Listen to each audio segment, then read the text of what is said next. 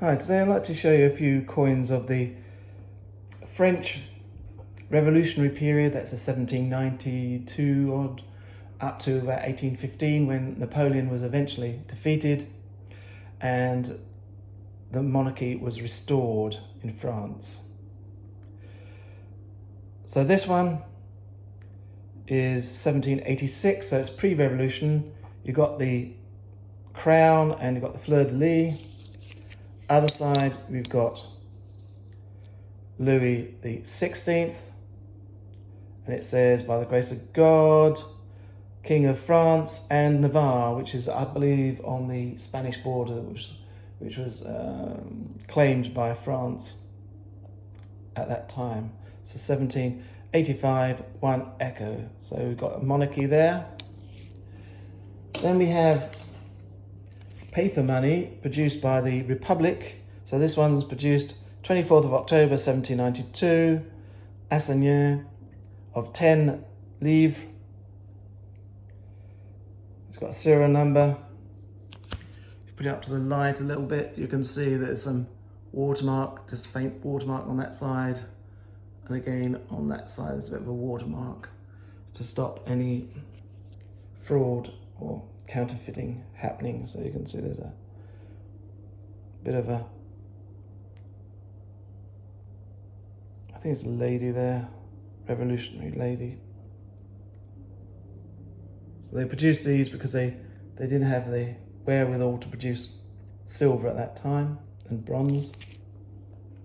But now we've got year 7, because they didn't want the old calendar, so everything was produced or dated from the beginning of the revolution, and they were anti-church, anti-Christian.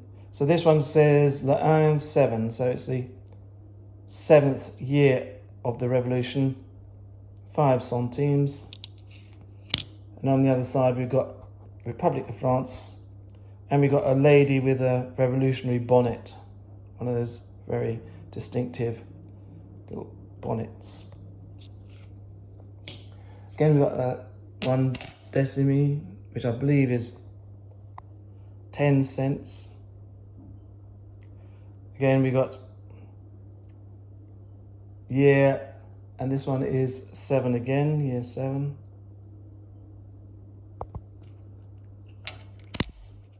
Again, we've got that revolutionary bonnet, Republic of France.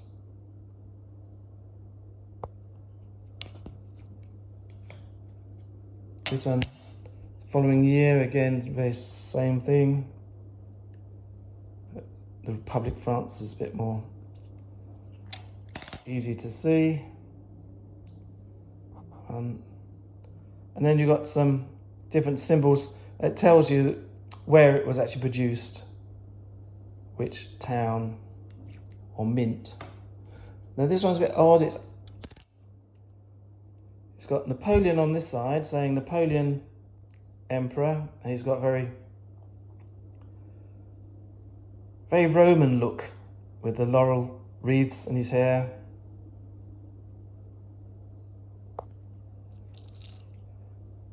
Now on this one, it says 1 franc, but it says Republic of France. So it's a Republic on one side and Emperor on the other. A bit odd, isn't it? 1808.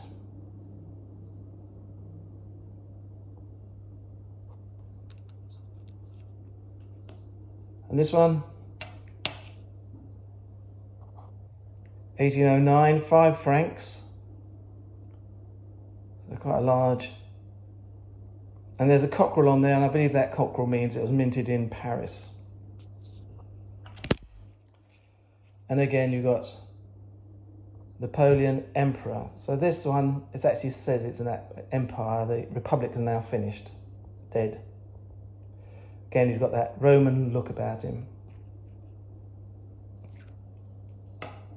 This one, half a franc. Again, it's Empire of France, 1811, half a franc. Again, with a sort of a Roman bust of Napoleon.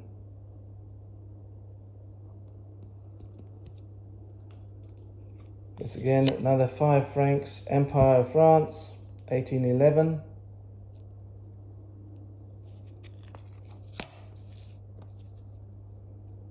Napoleon, Emperor. Paris Mint. Yeah, got the little cockerel down there. Now we've got a gold coin of the Empire. 20 francs, 1812.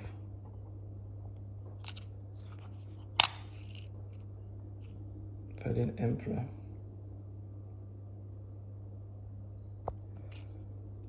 Now then we got the restoration of the king. So it's got Louis, L for Louis. You do get the same coins with an N under instead of an L at the same date. So there'll be still 1815. So at 1815, during the battle, they were producing both the King one and Napoleon one. So I'm not sure whether they were both legal tender at that time. I'm not sure, but they did produce these under Louis. And I think that's again 10 centimes, and it's 1815. So this was the date of the Battle of Waterloo.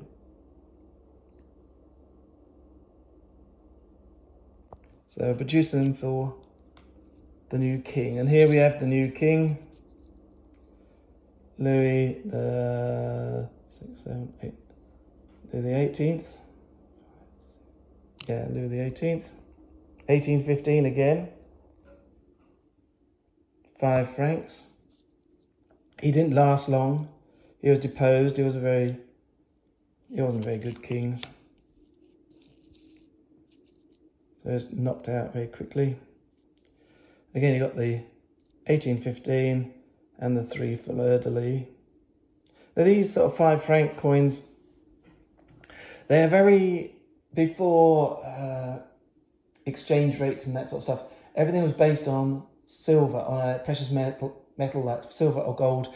And this size is very similar to the size of a British crown. It's very similar size to a 5 piastre from Spain, 5 lira from Italy. They're all very similar. 5 marks from Germany. So I'll do a little episode on this sort of the coins of the same size across the country. So even if you went from Britain to even Bulgaria, you would have been able to exchange your money very quickly because they're very similar. So in the Netherlands, it had 2.5 guilders, which was the same as sort of 5 German marks, which was the same as 5 francs, which is the same as 5 shillings in Britain, or a crown. So they're all produced before the change to a fiat currency, which means they're not backed by silver or gold. If you got a £5 note in your pocket and you went to the bank, they wouldn't give you silver or gold as they would have done in this past period. It's just based on hope that they will give you money. You would go to a shop and they would actually give you goods for it. But this one, they actually was done with precious metal. So I'll do a video on that time. Now, this is quite interesting because this is a bit later, 1822. He was still a king then.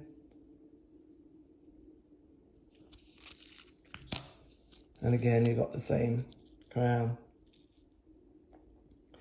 What I find interesting about history of these sort of things is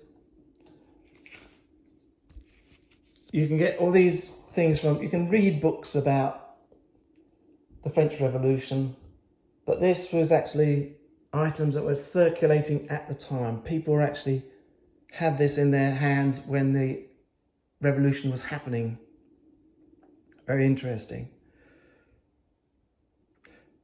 And though I wasn't around at that time, well, in some ways I was, because if you look at the new science, it says that we're made up of, if you go down and you break up our cells, they become quarks, and quarks, I think, are the fundamental particles, and they can't be destroyed. Nothing can be destroyed in the world. It can only be changed. So my quarks were around at that time, maybe not as a human being. They might have been in the grass and the earth. They might have been as part of a cat or a dog, or might have even been part of Louis. Who knows? But they would have been around because they weren't destroyed. So my quarks have been around from the beginning of time, and they will be there to the end of time. So I'm really timeless, if you could say that. So that's an interesting idea.